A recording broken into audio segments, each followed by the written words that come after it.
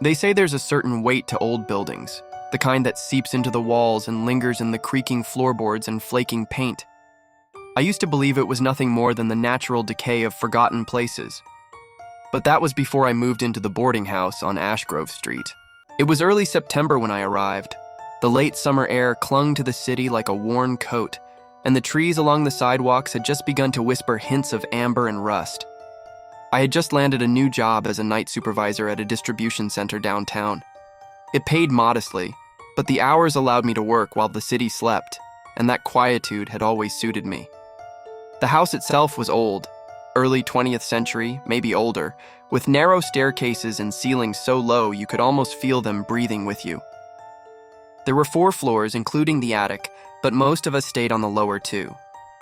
The 3rd floor, I was told, hadn't been rented out in years. My roommate, Aiden, moved in just a week after me. A college student from upstate, he was quiet, courteous, and carried the kind of nervous energy common in young men trying to escape something. His eyes lingered too long on shadows, and he kept his phone close like it might anchor him to the world.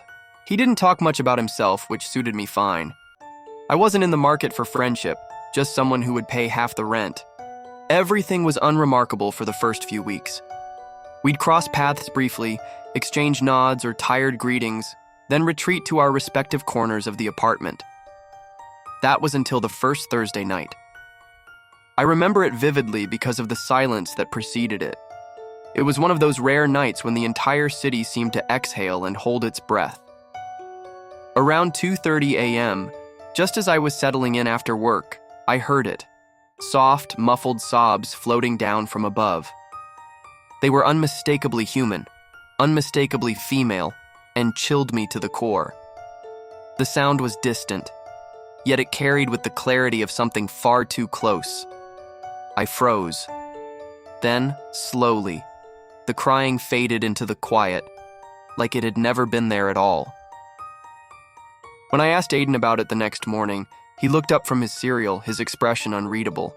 He said nothing at first, then muttered, almost to himself, "Yeah, I heard it too." We didn't speak of it again, at least not directly. But from that night on, the atmosphere in the house changed. Every Thursday night, without fail, the crying would return, soft and sorrowful, as though the air itself grieved. I started coming home later, lingering at a diner a few blocks away, or taking longer walks to avoid the house until morning. Aiden, though, seemed drawn to it. Some nights, I'd find him sitting at the foot of the stairs to the 3rd floor, his face turned upward, eyes wide and glassy. When I asked what he was doing, he'd shrug it off, say he was just thinking. Aiden told me once, his voice barely more than a whisper, that he thought the crying woman was looking for someone. I laughed it off, uneasy. It was an old urban legend after all. Every town had one. But he insisted, saying there had been stories passed around campus and the neighborhood. A young woman, abandoned by her fiancé just days before their wedding, had hanged herself in one of the rooms on the 3rd floor. Room 302. He even pointed it out on the building's floor plan posted near the entrance. "They say if you hear her crying and you answer," he said, "she'll never stop looking for you." I warned him not to get too invested in the story. These things had a way of taking root, of growing until they wrapped around your thoughts like ivy. He nodded, but I could see it had already burrowed deep into his mind. One Thursday night, I came home to find the apartment unusually still. Aiden wasn't in the living room or the kitchen. I assumed he was asleep, but something felt wrong. His bedroom door was ajar. Inside, the bed was made, untouched. His phone lay on the desk, next to a stack of old photographs. I picked one up. It was an aged, sepia-toned photo of a young couple, smiling into the lens with that stiff joy so common in pre-digital portraits. The woman was beautiful in a timeless way, with kind eyes and a delicate smile. The man beside her looked vaguely familiar, though I couldn't place him. The crying returned that night, but this time it was different. It was louder, closer. It echoed through the house as though the walls themselves were mourning. I stood at the bottom of the stairs, listening, heart pounding. And then, just for a moment, I heard another sound. A man's voice, soft, calling out into the dark. "Are you okay?" The crying stopped abruptly. The silence that followed was suffocating. I rushed up the stairs calling Aiden's name, but the third floor was empty.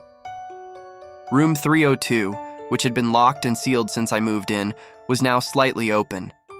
Inside, there was nothing but dust, an old chair, and a cracked window that overlooked the backyard. No sign of Aiden, no clothes, no belongings, just the photo, which I now found sitting on the floor, alone. I reported his disappearance to the landlord, then the police. They searched the property, questioned me thoroughly, even brought in dogs. But there was no trace of him. It was like he had never existed. His name wasn't on the lease. His belongings had vanished. The landlord claimed the room had been vacant for months. I tried to find proof, photos, emails, texts, anything to confirm that Aiden had lived there. But my phone was empty. No messages, no call logs. My own memory began to twist under the weight of uncertainty. And then I looked again at the photograph. The man beside the woman. It was Aiden. Older, perhaps. The hairstyle was different, the clothes outdated, but the resemblance was uncanny. I brought the photo to a historian at the university. She estimated it was taken in the 1950s, maybe early 60s. When I asked if the subjects were known, she directed me to a local archive. What I found chilled me more than the crying ever could. The woman's name was Eleanor Blythe. She had been engaged to a young man named Adrian Keller. He disappeared a week before their wedding. Some claimed he fled. Others believed he had died in an accident on his way to the ceremony. Days later, Eleanor took her own life in the very boarding house I now called home. Adrian Keller, Aiden Keller. I don't know what I believe anymore.